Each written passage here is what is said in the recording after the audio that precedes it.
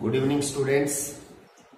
इससे पहले हमने हमारा डिटरमिनेंट की एक्सरसाइज नंबर 4.1 और 4.3 हम कंप्लीट कर चुके हैं। अब हम हमारी जो एक्सरसाइज है 4.2 उसको सोल्व करने की कोशिश करेंगे। ओके, तो एक्सरसाइज नंबर 4.2 में क्या है, प्रॉपर्टीज ऑफ डिटरमिनेंट, कि भाई डिटरमिनेंट की प्रॉपर्टीज क्या है। तो फर्स्ट प्रॉपर्टी है, हमारी फर्स्ट प्रॉपर्टी है भाई कि यदि कोई मैट्रिक्स है ए, यदि हम उसका डिटरमिनेंट निकालें और जो मैट्रिक्स ए है उसका क्या करें, ट्रांसपोज, और उसका डिटरमिनेंट निकालें तो दोनों की क्या आएंगे, इक्वल आएंगे। ए ट्रांसपोज, ए डैश का मीनिंग क्या है, ट्रांसपोज ऑफ ए।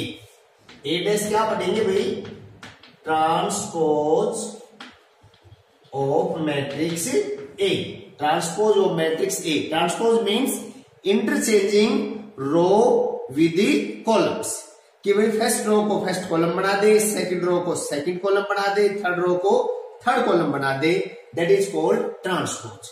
तो कहने का अर्थ है कि कोई मैट्रिक्स है उसका डिटरमिनेंट निकाल लो, चाहे उस मैट्रिक्स का क्या कर दो, ट्रांसपोज कर दो, फिर उसका डिटरमिनेंट निकाल लो, दोनों की वैल्यू क्या आएगी, सेम वैल्यू आएगी दोनों की। फर्स्ट प्रॉपर्टीज, ठीक है।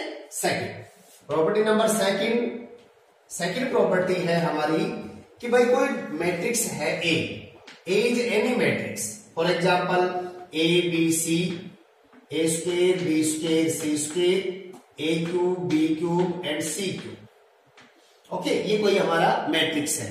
यदि इस मैट्रिक्स की एनी टू रो को आपस में इंटरचेंज कर दे, R1 change R2 and R2 change R1, R1 की जगह R2 लिख दे और R2 की जगह R1 लिख दे, रो विद रो आपस में, कोई भी दो रो को आपस में इंटरचेंज कर दे, या एनी टू कॉलम्स को आपस में इंटरचेंज कर दे, तो डिटरमिनेंट की वैल्यू के ऊपर क्या इफेक्ट आएगा, इस मैट्रिक्स का जो डिटरमिनेंट आएगा वो क्या आएगा, नेगेटिव आएगा। किसका इफेक्ट आएगा भाई, साइन का। तब जब एनी टू रो या एनी टू कॉलम्स को इंटरचेंज कर दे। अब आप कहेंगे सर उसमें ट्रांसपोज में भी तो इंटरचेंजिंग, वहां कंप्लीट, वहां तीनों रो तीनों कॉलम में चेंज हो जाती हैं, ठीक है ना, तो कोई इफेक्ट नहीं होता। बट यहां एनी टू रो को आपस में चेंज करें, जैसे R1 है इसको तो R2 की जगह लिख दे और R2 को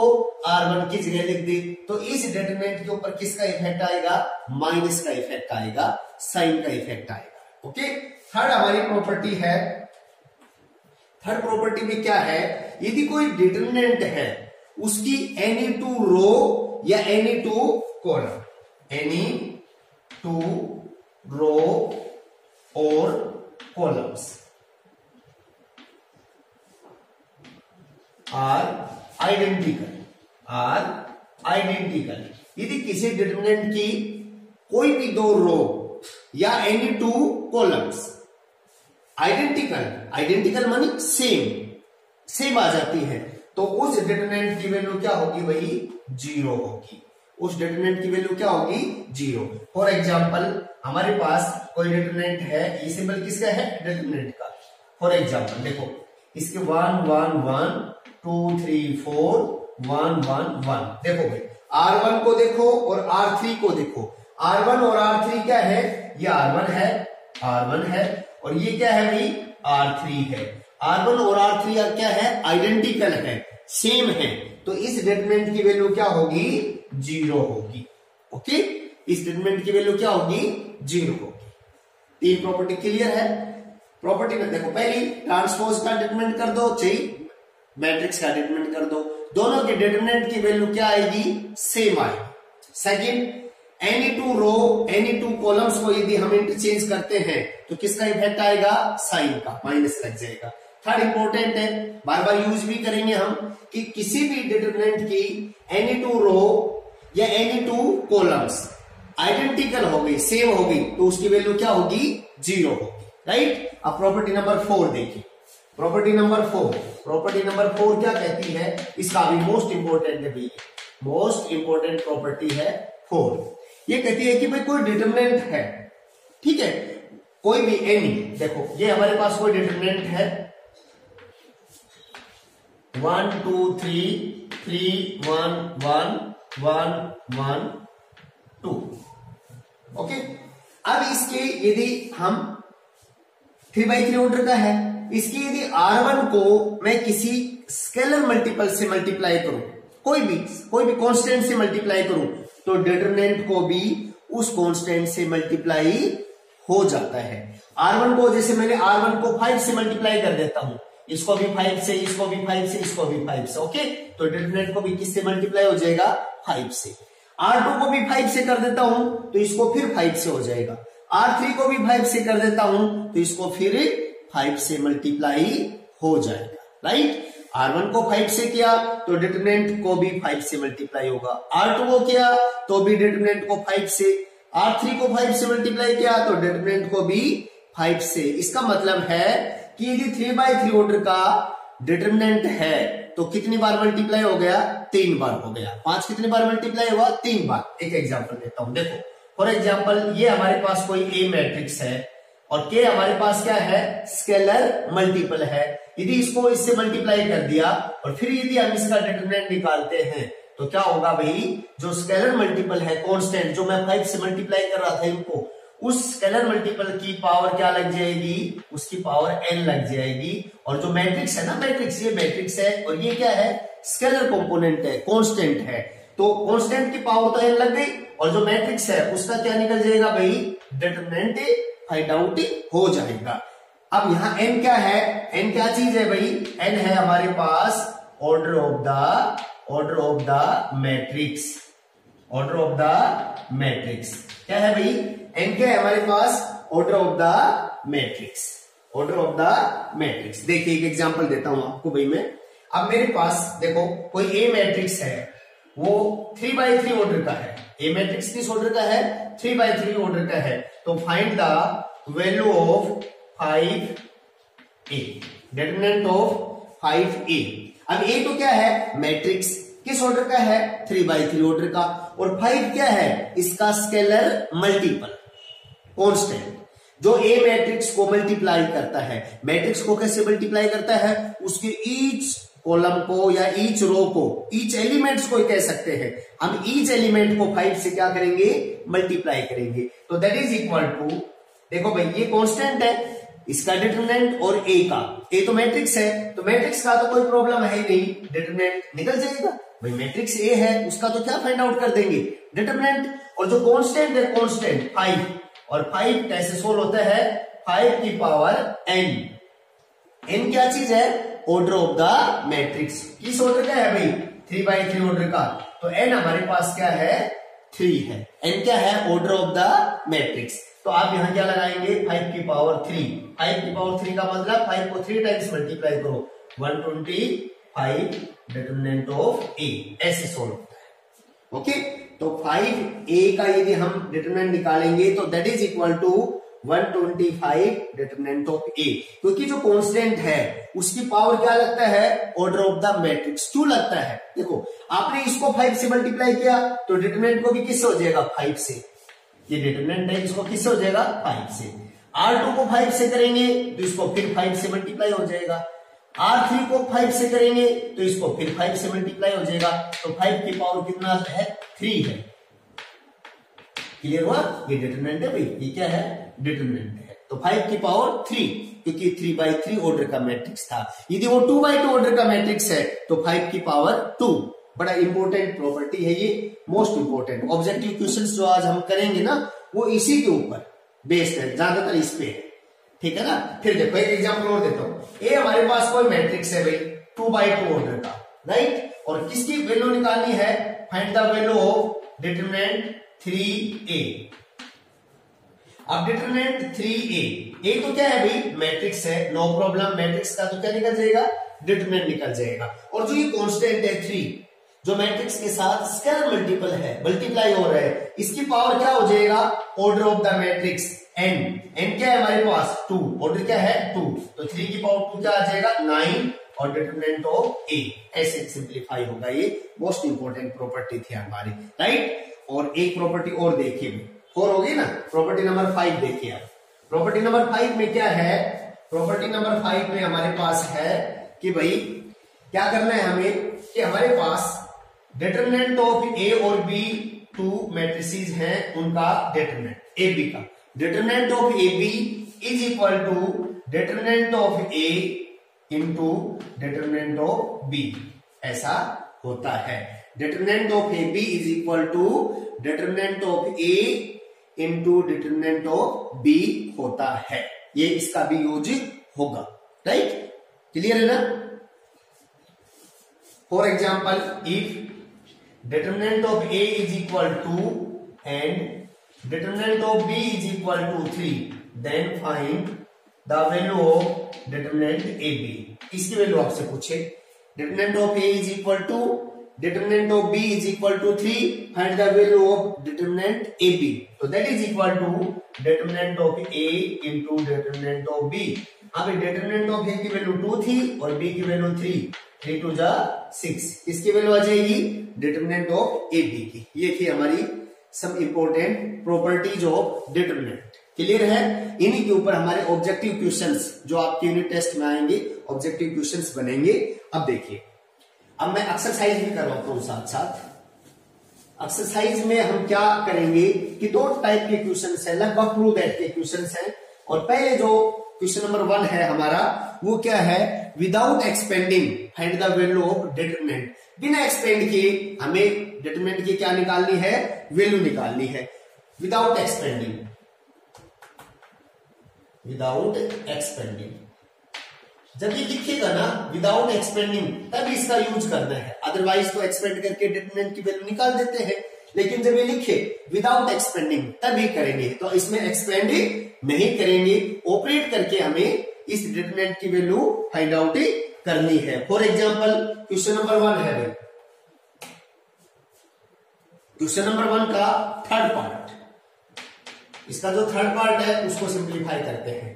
थर्ड पार्ट में क्या है? 2 2 2, एक डिटरमिनेंट है हमारे पास 2 2 2, इसकी फर्स्ट कॉलम है A B C, A B C second column है A B C A B C A B C, इसकी थर्ड कॉलम है, राइट? ये है हमारे पास कोई डिटरमिनेंट। अब आप देखो, इसकी फर्स्ट कॉलम से क्या कॉमन आ जाएगा? 2 कॉमन आ जाएगा, और थर्ड कॉलम से क्या कॉमन आ जाएगा? A B C. तो आप लिखो टेकिंग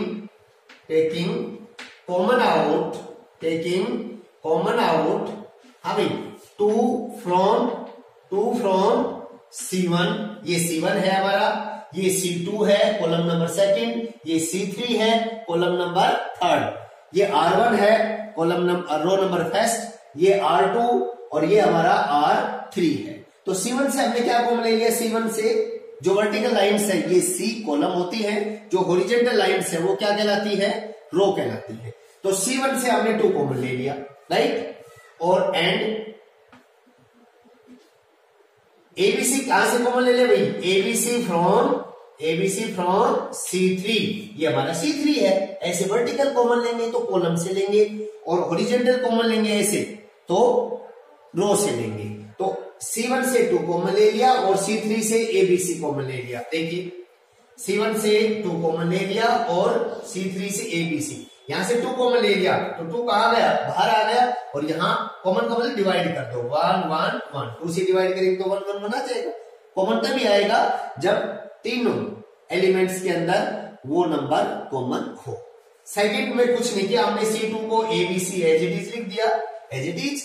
C3 से फिर क्या कॉमन लिया था? क्या दिखाई दे रहा है हमें? C3 से कॉमन ABC, तो ABC बाहर आ जाएगा ABC, और यहां ABC से डिवाइड करेंगे तो 1 1 1। ओके, अब आप गौर से देखिए, C1 को और C3 को, C1 और C3 क्या है? आइडेंटिकल हैं। तो मैंने क्या बताया था प्रॉपर्टी नंबर 3, यदि 2 रो, किसी भी डिटरमिनेंट की 2 रो या 2 कॉलम आर आइडेंटिकल, तो उसकी वैल्यू क्या होगी? 0। तो भाई C1 is identical to C3, identical होगी ना C1 और C3, तो इस डिटरमिनेंट की वैल्यू क्या आएगी? 0 आएगी ना, 0। और 0 को जब इससे मल्टीप्लाई होगा, 2ABC जो कॉमन लिया था उसको 0 से मल्टीप्लाई होगा, तो आंसर क्या आएगा? क्या आएगा आंसर? 0 आएगा। तो इसका आंसर क्या हुआ? 0 हो गया।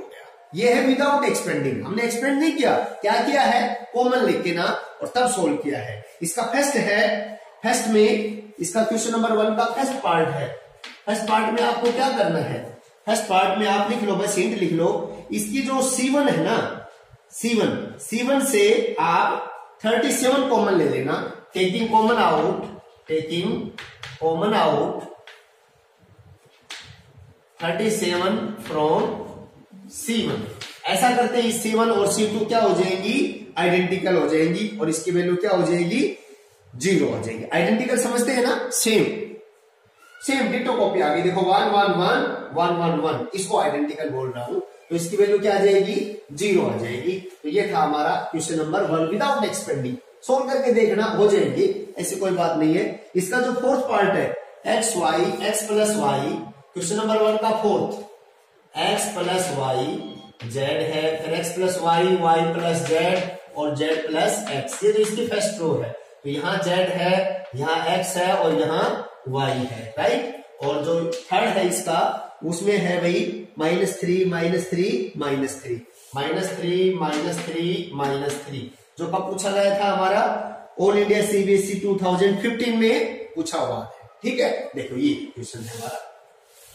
तो भाई एक तो कॉमन क्लियर दिखाई दे रहा है आपको कि भाई R3 से, देखो ये हॉरिजॉन्टल लाइन है R3 से -3 कॉमन आ रहा है, R3 से आप -3 कॉमन ले सकते हैं, R3 से -3 कॉमन ले सकते हैं। जैसे आपने -3 यहां मैं लिख देता हूं common, taking common out -3 from R3, -3 किससे कॉमन ले लिया, रो नंबर 3 से, R3 से। तो R3 से -3 कॉमन ले लिया, तो क्या आ जाएगा 1 1 1, -3 से डिवाइड कर देंगे सभी को, हो गए ना। अच्छा सेकंड देखो, अब ये देखो, ये है हमारी R1 और ये है हमारी R2। जब हम ऐसे ऊपर नीचे हॉरिजॉन्टल लाइंस को ऐसे ऑपरेट करेंगे तो वो रो पे ऑपरेट होता है, और जब ऐसे वर्टिकल लाइंस ऐसे ऑपरेट होंगी तो वो क्या होंगी, सी कॉलम ऑपरेट हो रही है, वो सी पे ऑपरेट होगा, राइट। तो ये ऐसे देखो, अब x प्लस वाई में किसकी कमी है, z की, ये पूरी कर देगा। y प्लस z में किसकी कमी है, x की, x plus y plus z हो जाएगा।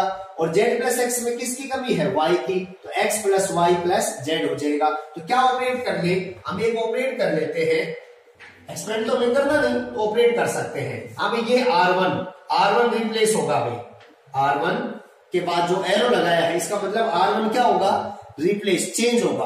R1 क्या होगा, चेंज होगा।